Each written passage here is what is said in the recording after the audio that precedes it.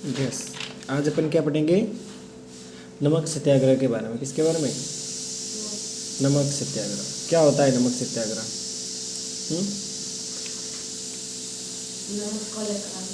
अंग्रेजों ने क्या किया? नमक पर भी टैक्स लगा दिया। क्या लगाया?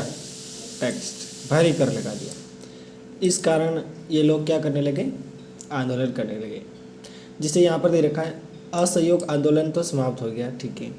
उसके बाद कई वर्ष बाद महात्मा गांधी जी जो थे, इन्होंने समाज सुधार कार्यों पर ध्यान लगाया। किस पर ध्यान लगाया? समाज सुधार, यानी कि समाज को कैसे सुधारा जाए। तो 1928 में, कब? 28 में दोबारा इन्होंने राजनीति में प्रवेश किया। किस में प्रवेश किया? राजनीति में। उस समय मतलब जितने भी अंग्रेज थे उनसे रिलेटेड एक साइमन कमीशन आया था। कौन आया था? Simon commission. कहाँ से आया था? उपनिवेश की स्थितियों की जांच पड़ताल के लिए इंग्लैंड से भेजा गया था। कहाँ से भेजा गया था? इंग्लैंड से। साइमन कमीशन का क्या काम था? ये देखना कि मतलब अंग्रेज जो है ये किस प्रकार अपने शासन व्यवस्था चला रहे हैं और इनकी स्थितियाँ किस प्रकार की, सारी रिपोर्ट लेने आया था, ठीक है। इसके विरुद्ध अखिल भारतीय अभियान चलाया गया था। गांधी जी ने खुद इस आंदोलन में भाग नहीं लिया था, लेकिन जो भी भाग ले रहे थे उनको अपना आशीर्वाद दिया था। और एक किसान आंदोलन भी हुआ था, उसमें भी इन्होंने अपना ऐसे ही सहयोग दिया था, ठीक है। आने के अपना आशीर्वाद दे दिया था कि मैं तुम्हारे साथ हूँ, लड़ तो नहीं सकता खड़ा रह के, लेकिन तुम्हारे साथ हूँ। नेक्स्ट अगला दे रखा है 1929 की बात हो रही है ना, जस्ट एक साल बाद की। 1928 में साइमन कमीशन आया था और 1929 में दिसंबर के अंत में कांग्रेस ने अपना वार्षिक अधिवेशन, मतलब हर साल कांग्रेस की बैठक होती ना, उस बैठक की बात कर रहे हैं। ये बैठक कहाँ पे होती है? इस बार लाहौर में हुई थी। कहाँ पे हुई थी? लाहौर। अब इसमें लोग जवाहरलाल नेहरू को अध्यक्ष के रूप में चुनना चाहते थे, ठीक है। और पूर्ण स्वराज या ऐसे कह सकते हैं पूर्ण स्वतंत्रता की घोषणा करने की इन्होंने सोची थी। यानी कि देश की आज़ादी से रिलेटेड बात हो रही है, याद रखना। सबसे अहम बैठक है कांग्रेस की। नेक्स्ट अगला इसमें दे रखा है राजनीति की गति एक बार फिर से बढ़ गई। 26 जनवरी 1930 को अलग अलग स्थानों पर ध्वज फहराया। कब फहराया था? 26 जनवरी 1930। याद रखना फर्स्ट बार ध्वज कब फहराया, याद रह जाएगा, 26 जनवरी 1930 को। और देशभक्ति के गीत गाए गए और स्वतंत्रता दिवस मनाया गया। यह था अपना पहला स्वतंत्रता दिवस। पहला स्वतंत्रता दिवस कब मनाया? 26 जनवरी 1930 को ध्वज फहराया गया था। यस। और इस दिन को कैसे मनाना है उसके बारे में भी बहुत से लोगों ने अपनी अपनी राय दी। इसमें जैसे अलग अलग जगह संगोष्ठियाँ आयोजित की गई, नगाड़े पीटकर पारंपरिक तरीके से संगोष्ठी के समय की घोषणा की जाए, ध्वज फहराया जाए, समारोह की शुरुआत की जाए, बाकी हिस्सा किसी रचनात्मक कार्य में लगाया जाए। यानी कि ये मतलब स्वतंत्र होने से पहले ही मतलब पहल कर चुके थे। नेक्स्ट इसके अलावा सूर काटने का काम करें, सभी अछूतों की सेवा करें और हिंदू मुसलमानों का पुनर्मिलन हो, यानी कि जो एक दूसरे में जो भेदभाव है वो नहीं होने चाहिए। ये सारी चीज़ें यहाँ पर अपन को देखने को मिलती है। नेक्स्ट अगला जो अपना बिंदु है वो है दांडी। कौन सा बिंदु है? दांडी।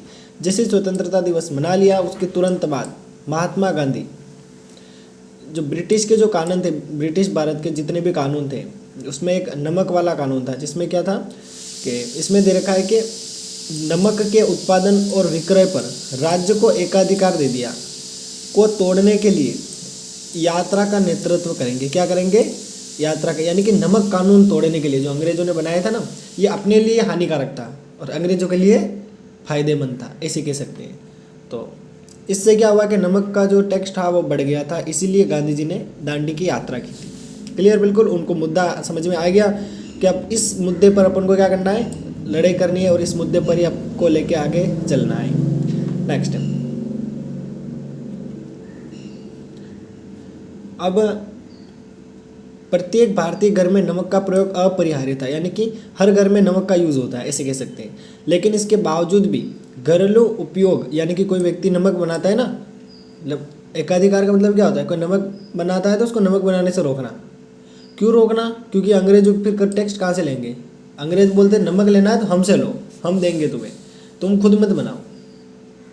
क्यों नहीं बनाए, वो बना के ले रहे तो उसमें क्या दिक्कत है, लेकिन उनको तो पैसा ऐंठना था ज़्यादा से ज़्यादा, तो इस कारण गांधी जी ने ये काम किया था।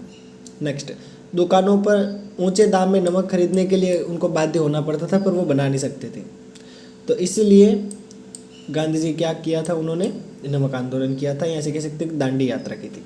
ठीक है, इसमें चित्र में भी दे रखा है, देखो ना गांधी जी जा रहे हैं, देख रहे हैं। अब ये गले में इन्होंने क्या एक्स बना रखा है ये पता नहीं चल रहा है, और साथ में लोग भी है, देखो बहुत सारे लोग पीछे भी खड़े हुए हैं ना। किसका फ़ोन, साइलेंट देना फ़ोन, फ़ोन किसका आ गया आज?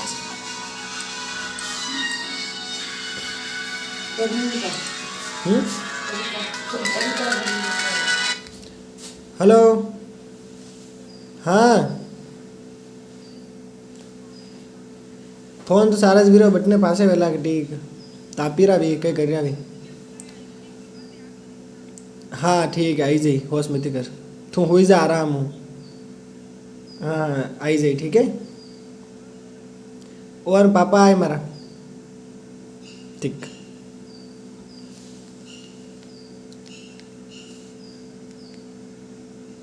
यस, यहाँ तक समझ में आया, दांडी वाला पूरा चित्र देख लिया। महाराज भी है साथ में।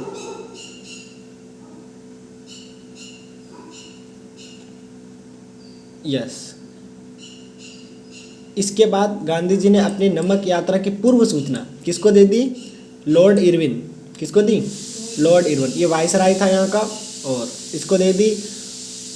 और इसीलिए फिर 12 मार्च 1930 को, कब? 12 मार्च 1930 को गांधी जी ने साबरमती में, कहाँ पे? यहाँ पे उनका आश्रम था, तो इन्होंने यहाँ पे समुद्र की ओर चलना शुरू किया, और 3 हफ्ते बाद वे अपने गंतव्य स्थान पर पहुँचे। कितने हफ्ते बाद? 3, यानी लगभग 21 दिन हो रहे हैं। यस, वहाँ उन्होंने मुट्ठी भर नमक बनाकर इस कानून को क्या कर दिया? तोड़ दिया, खुद को अपराधी बना दिया। कहने का मतलब ये कि तुम कुछ भी कर लो, हम नमक का उत्पादन करेंगे और तुमसे नमक नहीं लेंगे। ये बात, इस बात पर गांधी जी अडिग थे, तो उन्होंने अपनी बात मनवा ली, इसे कह सकते हैं अपन, है ना। मतलब लोगों का समर्थन किया था। यहाँ पे एक उनका अच्छा पॉइंट मिला है, यहाँ पे उनको बुरा नहीं कहा जा सकता है, क्योंकि देखो अंग्रेजों का एक गलत नियम था, उसको तोड़ने में गांधी जी ने मदद की थी, उसको ख़त्म करने में इन्होंने मदद की थी। अब नमक सत्याग्रह क्यों, तो ये वैसे पता ही है अपन को क्यों का कारण अपन जानते ही है। नेक्स्ट, असहयोग आंदोलन की तरह अधिकृत रूप से स्वीकृत अभियान के अलावा भी विरोध की असंख्य धाराएं थी। देश के विशाल भाग में किसानों ने दमनकारी औपनिवेशिक वन कानूनों का उल्लंघन किया। इसके साथ साथ ही जितने भी वन कानून थे, यानी कि अंग्रेजों ने वनों से संबंधित कानून बना रखे थे, उनका भी लोगों ने उल्लंघन किया था। ठीक है, जिसे कुछ नियम थे, जंगलों में मवेशी नहीं चरा सकते हैं, और एक बेटोग मतलब उनको घूमने नहीं दिया जाता या जा नहीं सकते थे, ऐसे कुछ प्रतिबंध उन पर लगा दिए थे। इसके अलावा कुछ कस्बों में फैक्ट्री के कामगार थे, वो भी हड़ताल पे चले गए। जो वकील थे उन्होंने भी ब्रिटिश अदालतें थी उनका बहिष्कार कर दिया। असहयोग आंदोलन की बात हो रही है ना। विद्यार्थियों ने शिक्षा संस्थानों में पढ़ने से इनकार कर दिया, और 1920 और 22 की तरह भी इस बार भी गांधी जी के आह्वान पर तमाम भारतीय वर्गों ने औपनिवेशिक शासन के विरुद्ध क्या किया? अपना असंतोष प्रकट किया। जवाब में सरकार क्या करने लगी? धीरे धीरे लोगों को हिरासत में लेने लगी, और लगभग कितने 60,000 लोगों को इन्होंने क्या कर लिया? गिरफ्तार कर लिया, और गांधी जी भी गिरफ्तार हो चुके थे। क्लियर बिल्कुल। नेक्स्ट, समुद्र तट की ओर गांधी जी की यात्रा की प्रगति का पता उनकी गतिविधियों पर नजर रखने के लिए तैनात पुलिस अफसरों द्वारा भेजी गई। यानी कि कुछ लोगों को तैनात कर दिया गया था कि ये साला कहाँ जाता है, इसका पता करो, है ना। तो मतलब गोपनीय रिपोर्ट उनके पास पहुंची, और उसी के कारण जहाँ कहीं भी ये गांधी जी जाते वहीं भाषण देते, और जो अधिकारी थे उन्होंने भी मतलब अनाउंस कर दिया था कि हम ये सरकारी नौकरियां छोड़ देंगे, अंग्रेज़ों की गुलामी नहीं करेंगे। तो ये कुछ चीज़ें अपन को यहाँ पे देखने को मिलती हैं। नमक नामक गांव, कौन सा गांव था, देखना वापस। नामक गांव में, उससे पहले देखो प्रीवियस पेज पे क्या लिख रखा है। हाँ, बसना नामक गांव में गांधी जी ने ऊंची जाति वालों को, किसको?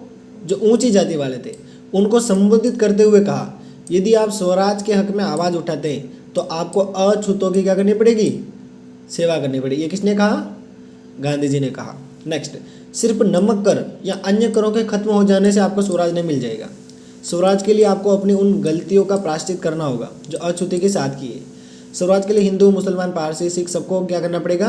एकजुट करना पड़ेगा। कहने का मतलब ये कि देश की आज़ादी के लिए सभी मतलब जातिगत भेदभाव दूर किया गया, अपन ऐसे कह सकते हैं। हर धर्म के लोग को साथ लिया गया, तभी अपन को आज़ादी मिली है। एक ही धर्म को लेके चलते तो नहीं मिलती। पुलिस के जासूसों ने अपनी रिपोर्टों में लिखा कि गांधी जी की सभाओं में तमाम जातियाँ के औरत और मर्द शामिल हो रहे हैं। वो ऐसे कहते थे कि हजारों वोल्टियर राष्ट्रवादी उद्देश्य के लिए सामने आ रहे हैं।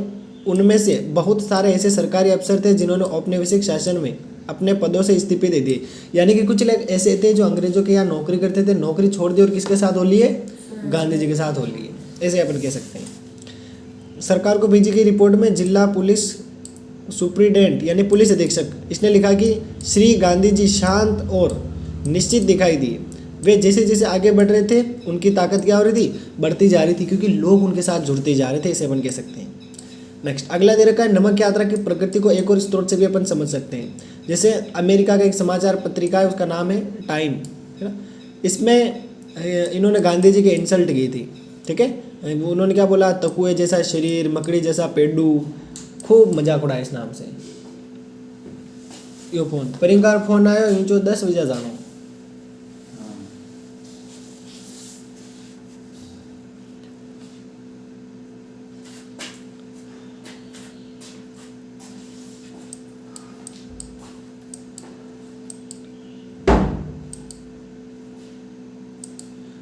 फिर धीरे धीरे पत्रिका मतलब इनके बारे में नेगेटिविटी फैला रही थी, और धीरे धीरे इन्होंने मतलब एक पॉजिटिविटी भी लेके आई इसी पत्रिका में, है ना, ऐसे कह सकते हैं।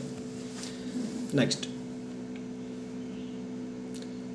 अगला है संवाद। संवाद यानी बातचीत होती है ना, किस प्रकार बातचीत होती थी। नमक की यात्रा कम से कम 3 कारणों से उल्लेखनीय थी। यानी कि गांधी जी की नमक यात्रा क्यों फेमस थी उसकी बात कर लेते हैं। आज अपन बोलते हैं ना नमक आंदोलन, नमक सत्याग्रह किया या फिर नमक कानून तोड़ा, तो उससे रिलेटेड 3 बातें अपन को याद होनी चाहिए और प्रश्न भी यहाँ से बन सकता है। पहली बात, इस घटना से गांधी जी पूरी दुनिया में नजर आए। यानी कि अधिकांश लोगों की नज़र में गांधी जी जो आए ना, वो किस कारण आए? नमक यात्रा के कारण। याद रह जाएगा, है 3.2 संवाद। उसमें पहली बात जिसके कारण गांधी जी मतलब फेमस हुए थे, है ना, मतलब ये जो नमक कानून तोड़ा ना उन्होंने, इस कारण वो फेमस हुए थे। और यहाँ पे कौन सी घटनाएं हुई उनके कारण ये प्रसिद्ध हुए? पहली बात, ये जो उन्होंने यात्रा की, नमक यात्रा, इसके कारण ये दुनिया में और ज़्यादा दिखे, फेमस हो गए थे। अलग अलग देशों के लोग भी उनको जानने लगे क्योंकि अखबार में उनकी फ़ोटो आई थी। नेक्स्ट, इस यात्रा को यूरोप और अमेरिकी प्रेस ने व्यापक कवरेज दी। यानी कि यूरोप और अमेरिका, इन्होंने अपनी पत्रिकाओं में क्या दी? व्यापक, बड़े बड़े लेवल पे इन चीज़ों को वो लिख रहे थे, ऐसे कह सकते हैं। और ये पहली राष्ट्रवादी गतिविधि थी जिसमें औरतों ने भाग लिया। सबसे बड़ी बात है कि लुगाया भी इनके साथ थी। नेक्स्ट, कमला देवी चट्टोपाध्याय जी ने गांधी जी को समझाया कि वे इस आंदोलनों को पुरुषों तक ही सीमित न रखें। बिल्कुल सही बात है, महिलाओं को भी आने की अनुमति दे, ऐसे कह सकते हैं, ठीक है। इसके अलावा नमक या शराब कानूनों का उल्लंघन करते हुए सामूहिक गिरफ्तारी दी थी। यानी कि बहुत सी औरतें थी जिन्होंने क्या थी, मतलब नमक और शराब कानूनों का उल्लंघन किया था और इनको गिरफ्तार भी कर लिया गया था, ऐसे अपन कह सकते हैं। नमक यात्रा के कारण ही अंग्रेजों को एहसास हुआ था कि अब उनका राज ज़्यादा दिन तक नहीं टिक सकेगा और अब भारतीयों को सत्ता में क्या देना पड़ेगा? हिस्सा देना पड़ेगा। यहाँ से उनकी नींद खुली, किनकी? अंग्रेज। अब तू खुद सोच, मतलब स्वतंत्रता में इनकी भागीदारी रही कि नहीं रही? यह आंदोलन भी एक पॉजिटिविटी था। इतने लोग जुड़ रहे हैं, क्यों जुड़ रहे हैं? आज मोदी जी से बहुत सारे लोग जुड़ते हैं, क्यों जुड़ रहे हैं? क्योंकि वो काम ऐसे ही करते हैं, तो शायद उन्होंने भी उस समय ऐसे ही काम किए होंगे, ऐसे कह सकते हैं। नेक्स्ट, तो ये एक अच्छी विशेषता उनकी अपन को पता चली है। ब्रिटिश सरकार ने लंदन में गोलमेज सम्मेलन हुआ था, ठीक है। गोलमेज सम्मेलन पहला जो हुआ था वो कब हुआ था? नवंबर 1930 को, जिसमें देश के प्रमुख नेता शामिल नहीं हुए थे। इसी कारण यह बैठक निरर्थक साबित हुई।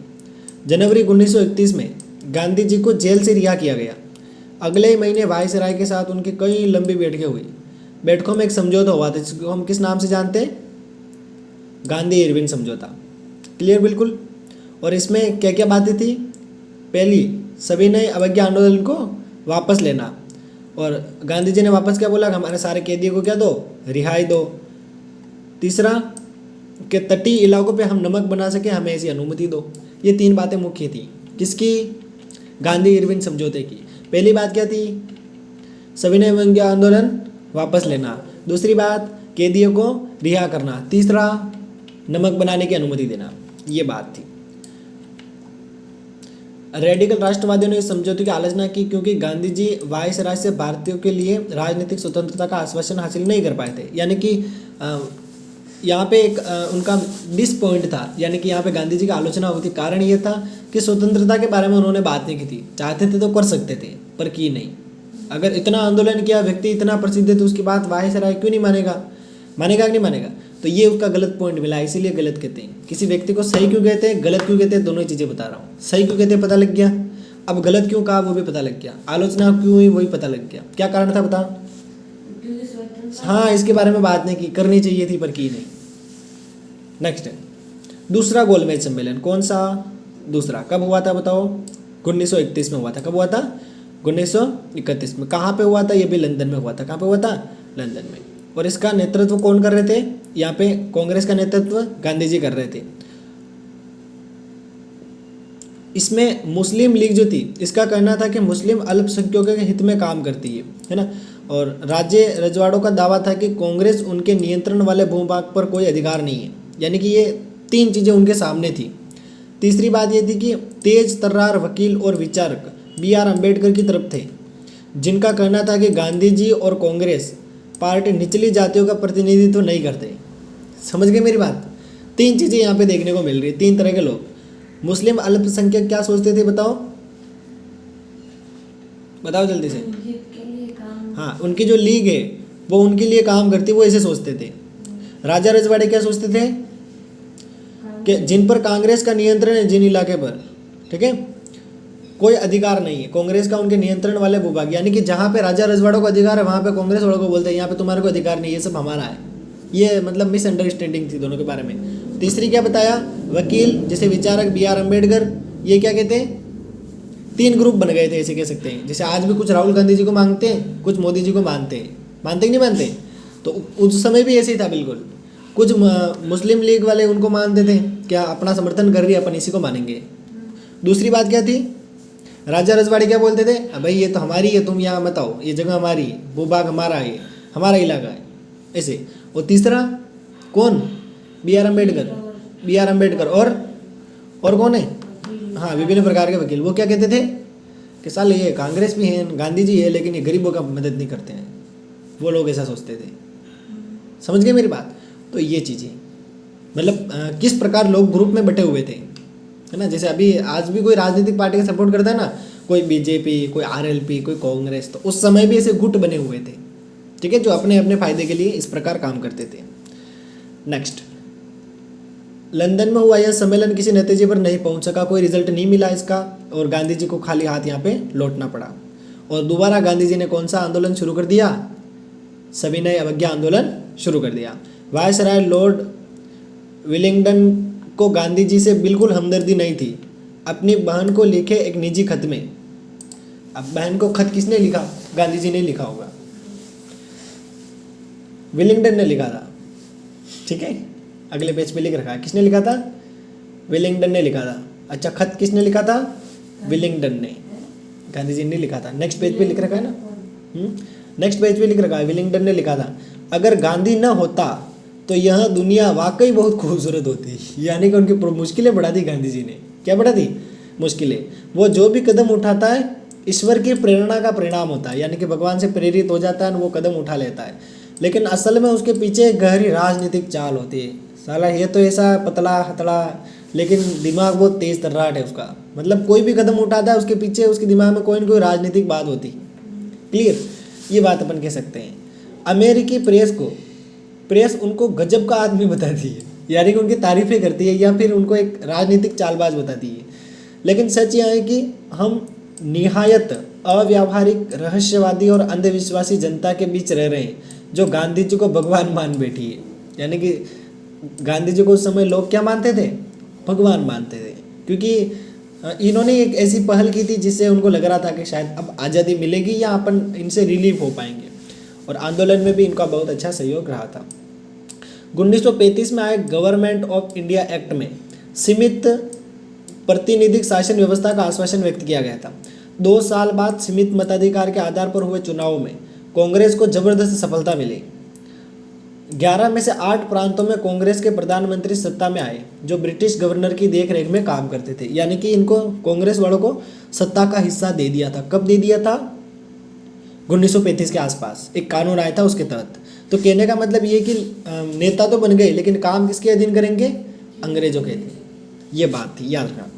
कांग्रेस मंत्रिमंडलों ने सत्ता में आने के 2 साल बाद यानी कि सितंबर 1939 में दूसरा विश्व युद्ध शुरू हो गया। कौन सा विश्व युद्ध? दूसरा। तो इस कारण महात्मा गांधी और जवाहरलाल नेहरू दोनों ही हिटलर व नाज़ियों के कट्टर आलोचक थे। यानी कि इनके दोनों ही क्या थे? मतलब इनके आलोचक थे। इस कारण उन्होंने फैसला लिया कि अगर अंग्रेज युद्ध समाप्त होने के बाद भारत को स्वतंत्र देने पर राजी हो जाए तो कांग्रेस उनके युद्ध प्रयासों में सहायता दे सकती है कि भाई तुम्हारा युद्ध जैसे समाप्त हो फिर तुम हमको फ्री कर दो, स्वतंत्र कर दो। अगर तुम हमको स्वतंत्र कर देते हो तो हम तुम्हारी मदद करेंगे। और लेकिन सरकार ने यह प्रस्ताव खारिज कर दिया। उन्होंने बोला नहीं, अभी स्वतंत्रता नहीं मिलेगी, गुलामी रहो। इसके विरोध में कांग्रेसी मंत्रिमंडलों ने अक्टूबर 1939 में क्या दे दिया? इस्तीफा दे दिया। देख लो, मंत्रिमंडल के लोगों ने क्या दे दिया? इस्तीफा दे दिया। याद रखना। अब युद्ध समाप्त के बाद क्या हुआ देख लेते हैं। जैसे युद्ध समाप्त हुआ उसके बाद स्वतंत्रता प्राप्ति के लिए शासकों पर दबाव डालने के वास्ते 1940 से 41 के दौरान अलग अलग सत्याग्रह कार्यक्रम आयोजित किए गए। यानी कि दबाव डाला, मतलब कांग्रेस पर दबाव डाला गया, या जितने भी सरकार थे ना उन्होंने दबाव डाला। कांग्रेस ने दबाव डालने का काम किया कि भाई तुम क्या करो, हमें किसी भी प्रकार से स्वतंत्रता दे दो, हमें स्वतंत्रता चाहिए। मार्च 1940 में मुस्लिम लीग ने उपमहाद्वीप में मुस्लिम बहुल इलाकों के लिए कुछ स्वायत्त की मांग के प्रस्ताव पेश किए। अब राजनीतिक भूदृश्य काफ़ी जटिल हो गया था। अब यह संघर्ष भारतीय बनाम ब्रिटिश नहीं रह गया था। कौन कौन था इसमें? कांग्रेस, मुस्लिम लीग और ब्रिटिश शासक। 3 धुरियाँ बन रही थी। कितनी? 3। तीनों में कंपटीशन था। वो बोले हम, वो बोले हम और वो बोले हम, ऐसे कुछ बातें हो रही थी। इसी समय ब्रिटेन में एक सर्वदलीय सरकार सत्ता में आई थी जिसमें शामिल लेबर पार्टी के सदस्य भारतीय आकांक्षाओं के प्रति हमदर्दी का रवैया रखते थे। लेकिन सरकार के मुखिया प्रधानमंत्री विंस्टन चर्चिल कट्टर साम्राज्यवादी थे। उनका कहना था कि उन्हें सम्राट का सर्वोच्च मंत्री इसीलिए नियुक्त नहीं किया गया, वह ब्रिटिश साम्राज्य के टुकड़े टुकड़े कर दे। 1942 के वसंत में चर्चिल ने गांधी जी और उनके कांग्रेस के साथ समझौते का रास्ता निकालने के लिए एक मंत्री सर स्टेफोर्ड क्रिप्स मिशन भेजा था। याद रखना, एक मंत्री क्या भेजा था? स्टेफोर्ड क्रिप्स को कहाँ भेजा था? भारत में भेजा था इनकी प्रॉब्लम सोल्व करने के लिए। क्रिप्स के साथ वार्ता में कांग्रेस ने इस बात पर जोर दिया कि अगर धुरी शक्तियों से भारत की रक्षा के लिए ब्रिटिश शासन कांग्रेस का समर्थन चाहता है तो वायसराय को सबसे पहले अपने कार्रवाई परिषद में किसी भारतीय को एक रक्षा सदस्य के रूप में क्या करना चाहिए? नियुक्त करना चाहिए। यह बात हुई थी। यानी कि अगर तुम चाहते हो, तुम्हें आज़ादी चाहिए या फिर तुम अपनी बात को अच्छे से रख सकते हो या तुम जो भी चाहते हो वो बात होवे, तो तुम्हें क्या करना पड़ेगा? भारतीयों में से किसी एक व्यक्ति को, मतलब जो वहाँ पे मीटिंग होती है इंग्लैंड में जहाँ पे अंग्रेज रहते थे पहले, जहाँ से आए थे, वहीं से तो शासन चलता था यहाँ पे। तो ये बोल रहे थे कि तुम क्या करो, तुम्हारे किसी बंदे को उधर भेज दो ताकि वो तुम्हारी बात क्या करे, रख सके। मतलब ऑथेंटिकेशन तो होना चाहिए। ऐसे तो नहीं है किसी को पकड़ के ले जाओ तुम, ऐसे तो हो ही नहीं सकता है। यहाँ पे जिसके पास पावर होगी उसी को क्या करेंगे? लेके जाएंगे। ये बात दे रखी यहाँ पे। नेक्स्ट अगला बिंदु है भारत छोड़ो। क्रिप्स मिशन की विफलता के बाद, यानी कि यह मिशन सफल नहीं हुआ, फेल हो गया था। कौन सा मिशन? Cripps mission. फिर महात्मा गांधी ने ब्रिटिश शासन के खिलाफ अपना तीसरा सबसे बड़ा आंदोलन शुरू किया। अगस्त 1942 में शुरू हुए इस आंदोलन को क्या नाम दिया गया? अंग्रेजों भारत छोड़ो। क्या करो? भारत छोड़ो। कब शुरू हुआ था? 1942 में। और 4 साल में तो भारत छोड़वा ही दिया उनको। हालांकि गांधी जी ने को फौरन गिरफ्तार कर लिया। जैसे उन्होंने आंदोलन की घोषणा की उनको क्या कर लिया? गिरफ्तार कर लिया। लेकिन गांधी जी के जो समर्थक थे उन्होंने हड़तालें की, तोड़फोड़ करने लग गए। उसके अलावा बहुत सी गतिविधियां हुई, बहुत से जो लोग थे वो सक्रिय हो गए थे, ऐसे कह सकते हैं। पश्चिम में सतारा और पूर्व में मेदिनीपुर जैसे कई जिलों में स्वतंत्र सरकार की स्थापना कर दी गई। अंग्रेजों ने आंदोलन के प्रति काफ़ी सख्त रवैया अपनाया। फिर भी इस विद्रोह को दबाने में सरकार को साल भर से ज़्यादा समय लग गया, यानी कि 1 साल से ज़्यादा समय लगा इस आंदोलन को मतलब वापस डाउन करने में, ऐसे कह सकते हैं। नेक्स्ट, भारत छोड़ो आंदोलन सही मायने में जन आंदोलन था। इसमें लाखों हिंदुस्तानियों ने भाग लिया था। युवाओं ने इस आंदोलन में बड़ी संख्या में भाग लिया था। लोग जो भी स्टूडेंट थे वो कॉलेज छोड़कर जेल में चले गए। कांग्रेस नेता ये भी जेल में चले गए थे। उसी समय जिन्ना और मुस्लिम लीग के उनके साथी का प्रभाव क्षेत्र फैलाने लगे, यानी कि वो अपना इलाका दायरा बढ़ाने लगे। इन्हीं सालों में लीग को पंजाब और सिंध में अपनी पहचान बनाने का मौका मिल गया। अभी तक उनका कोई खास वजूद था नहीं, यानी कि जो लोग फेमस नहीं थे ना, वो भी इस आंदोलन से जुड़कर क्या हो गए थे, फेमस हो गए थे। कोई फेमस नेता कहाँ जा रहा है, जेल में जा रहा है, तो फिर कुछ नए नेता उभर कर आते हैं, इसे कह सकते हैं। जून 1944 में जब विश्व युद्ध की समाप्ति की ओर था तो गांधी जी को रिहा कर दिया गया और जेल से निकलने के बाद उन्होंने कांग्रेस और लीग के बीच फासले को पाटने के लिए जिन्ना के साथ कई बार बात की, लेकिन 1945 में ब्रिटेन में लेबर पार्टी की सरकार बनी। यह सरकार भारतीय स्वतंत्रता के पक्ष में थी। ध्यान रखना, ये काम की चीज़ें। ब्रिटेन में कौन सी पार्टी बनी, हाँ, ये पार्टी चाहती थी कि यार भारत को स्वतंत्र कर दो, अपने लिए हमदर्दी दिखाती थी, ऐसे कह सकते हैं। तो जैसे इसकी सरकार बनी और अपन फिर बैठ के आयोजित होने लग गए और इन्हीं बैठकों के फलस्वरूप अपन को क्या मिल गई थी, आज़ादी। कैसे मिली देख लेते हैं। 1946 की शुरुआत में प्रांतीय विधानमंडलों के लिए नए सिरे से चुनाव कराए गए। दोबारा क्या कराए गए, चुनाव कराए गए। सामान्य श्रेणी में कांग्रेस को क्या मिली, सफलता मिल गई थी। मुसलमानों के लिए आरक्षित सीटों पर मुसलमान लीग को भारी बहुमत, यानी कि मुस्लिम उसकी पार्टी के साथ और हिंदुस्तानी अपनी कांग्रेस के साथ।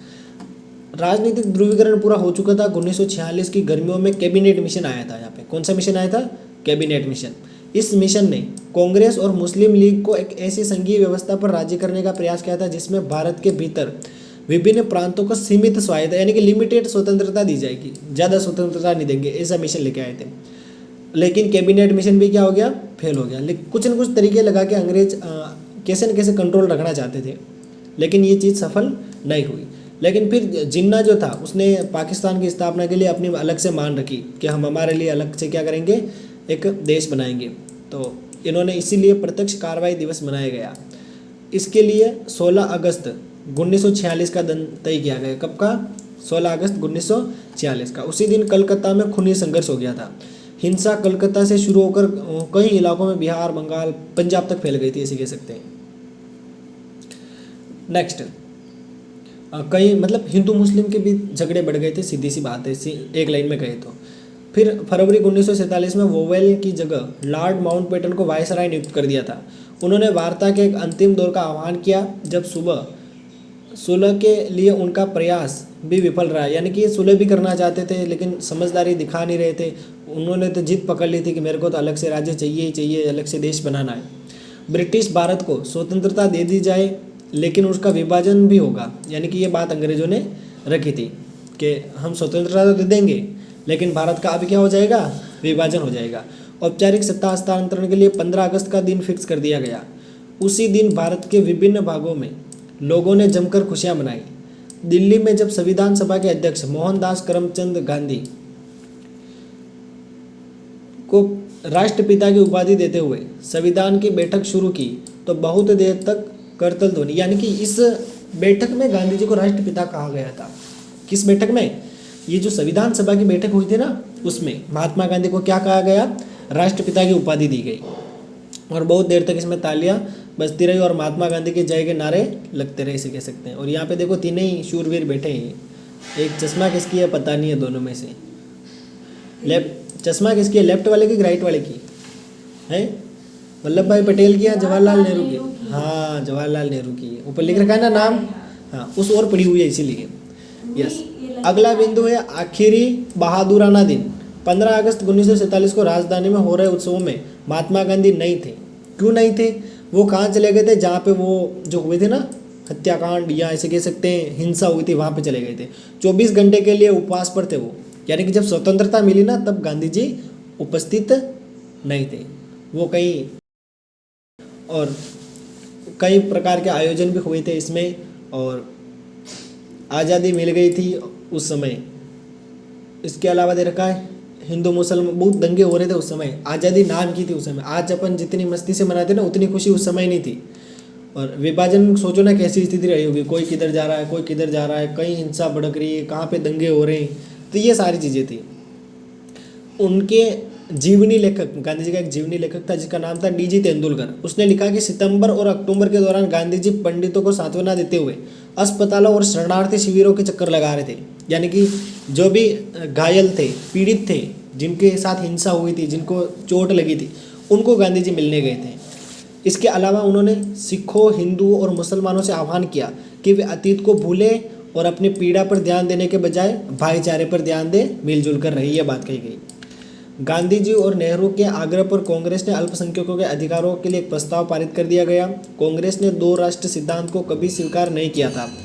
जब उसे अपनी इच्छा के विरुद्ध बंटवारे की मंजूरी देनी पड़ी तो भी उसका दृढ़ विश्वास था कि बहुत सारे कर्मों और बहुत सारी नस्ल और देश और ऐसे ही बनाए रखा जाना चाहिए। पाकिस्तान में हालत जो रहे, भारत एक लोकतांत्रिक धर्मनिरपेक्ष राष्ट्र होगा जहां सभी नागरिकों को क्या है, पूर्ण अधिकार मिल जाएंगे। धर्म के आधार पर भेदभाव के किसी भी राज्य को, सभी राज्यों को संरक्षण का अधिकार होगा। यानी कि कुछ नियम बनाए गए थे, ऐसे अपन कह सकते हैं। नेक्स्ट, इसके अलावा दे रखा है अल्पसंख्यकों के नागरिक अधिकारों के लिए भी किसी भी अतिक्रमण के विरुद्ध हर मुमकिन रक्षा करेगी, यानी कि लोगों को सुरक्षा दी जाएगी। इसके अलावा बहुत सारे विद्वान स्वतंत्रता के बाद के महीनों को गांधी जी के जीवन का श्रेष्ठतम क्षण मानते थे। यानी कि उनके प्रयास से ये चीज़ हुई। और यहाँ पे फोटो में दे रखा है, देखो ये गांधी जी जा रहे हैं, दिख रहे हैं, ये मतलब किसी गांव में हिंसा हो गई थी तो उन लोगों से मिलने जा रहे थे, ऐसा दे रखा है इसमें, ठीक है, ये बात है। और पाकिस्तान के वाले दुखों से भी चिंतित थे, वो लोग परेशान थे तो उनसे भी ये चिंतित थे, ऐसे कह सकते हैं। नेक्स्ट, जबकि दिल्ली में ही वे मुसलमानों की पूरी सुरक्षा का आश्वासन नहीं दे पा रहे थे। यानी कि वहाँ जाते किस नाम से, मतलब उनके मन में संवेदना तो थी लेकिन वहाँ जा नहीं पाए, क्योंकि अपने इलाके में वो चीज़ें कंट्रोल नहीं कर पा रहे, तो वहाँ पे वो किसी का हैंडल कर सकते हो। तो इस प्रकार की स्थिति देख सकते हैं। 20 जनवरी को गांधी जी पर हमला हुआ, लेकिन अविचलित अपना काम करते रहे। गांधी जी पे हमला हुआ था क्योंकि विभाजन करवाया था उन्होंने, इसीलिए 26 तारीख को उन्होंने अपनी प्रार्थना सभा में इस बात का जिक्र किया कि बीते सालों में इस दिन को किस तरह स्वतंत्रता दिवस के रूप में मनाया जाता था। अब स्वतंत्रता मिल चुकी है, लेकिन शुरुआती महीने थोड़े से डिस्टर्बेंस थे, ऐसे कह सकते हैं। और फिर ये बोल रहे थे बुरी जो घड़ी थी, बुरा जो समय था वो चला गया है और अब सभी वर्गों और धर्मों की समानता की जाएगी और अल्पसंख्यक समुदाय के लिए भी मतलब ध्यान रखा जाएगा, उसका भी। ये सारी चीज़ें यहाँ पर अक्सर अपन को देखने को मिली। नेक्स्ट, भौगोलिक रूप से भारत 2 भागों में बढ़ चुका था और हृदय से हम जुड़े रहेंगे। ये कुछ गांधी जी का इस प्रकार का भाषण यहाँ पे दे रखा है। गांधी जी ने स्वतंत्र और अखंड भारत के लिए जीवन भर युद्ध लड़ा। फिर भी जब देश विभाजित हो गया तो उनकी इच्छा थी कि दोनों देश एक दूसरे के सम्मान और दोस्ती का संबंध बनाए रखें। लेकिन आज अपन जानते हैं कि आज भी संबंध नहीं बनता है, आए दिन हमले होते रहते हैं, आपस में देश झगड़ाते हैं। वो बोलते हैं ना भाई भाई के बीच झगड़ा होता है, तो ये भाई जैसे मामला है। भाई जब तक जीते ना तब तक झगड़े करते हैं, और ये तो देश का मामला है, रुकने वाला है नहीं है। 30 जनवरी की शाम को गांधी जी प्रार्थना सभा में एक युवक ने गोली मार दी और उनकी हत्या कर दी। उसके बाद जो हत्यारा था उसने आत्मसमर्पण कर दिया और उसका नाम क्या था, नाथूराम था। क्या ना, नाथूराम। और चारों ओर शोक की लहर दौड़ गई। राजनीतिक फलक पर उन्हें श्रद्धांजलि दी गई। जॉर्ज ऑरवेल, एल्बर्ट आइंस्टीन जैसे गैर भारतीयों ने भी उनकी मृत्यु पर अपने कुछ स्टेटमेंट दिए, ऐसे अपन कह सकते हैं। और जो पत्रिका थी, मतलब जो गांधी जी का मजाक उड़ा रही थी, उसने भी मतलब एक अच्छा सा अपना स्टेटमेंट दिया। और ये चीज़ें यहाँ पे दे रखी है, ठीक है। और इसमें कुछ काम का नहीं है, बस कुछ स्टेटमेंट है इनके, किस प्रकार इनकी हेल्थ डाउन हुई बता रखा है। नेक्स्ट, किस प्रकार गांधी जी ने अपना ये सफ़र किया या आंदोलन में अपना एक नामांकन छोड़ दिया। सार्वजनिक स्वर और निजी लेखन, फिर लोगों ने अपने अपने विचार लिखे ना, इसमें उसी की बात हो रही है, ठीक है। आज भी गांधी जी के लोग कुछ पत्र देखते हैं, पत्रों में कुछ जानकारी मिलती है, किस प्रकार वो पत्र लिखते थे। पत्रों से उनके विचार अपन को पता लगते हैं कि लोगों से किस प्रकार बात कर रहे हैं, क्या कर रहे हैं, ये सारी चीज़ें हमें क्या होती है, पता लग जाती है। ये एक पत्र भी दे रखा है, मेरे प्रिय बापू, वापस गांधी जी ने लिखा प्रिय जवाहरलाल, है ना। डेट भी दे रखी है ऊपर, कब लिखा जाओ। अगला बिंदु दे रखा है छवि घटना। इसमें बता रखा है मानवीय विवरणों के हिसाब से काफ़ी समृद्ध होता है, परंतु यहाँ भी हमें इस बात का ध्यान रखना चाहिए कि आत्मकथाओं को किस तरह पढ़ते हैं और उनकी कैसी व्याख्या करते हैं। हमें यह याद रखना चाहिए कि आत्मकथाएं प्राय स्मृति के आधार पर लिखी गई हैं, यानी कि अपनी स्मृति के हिसाब से आत्मकथा लिखी जाती है।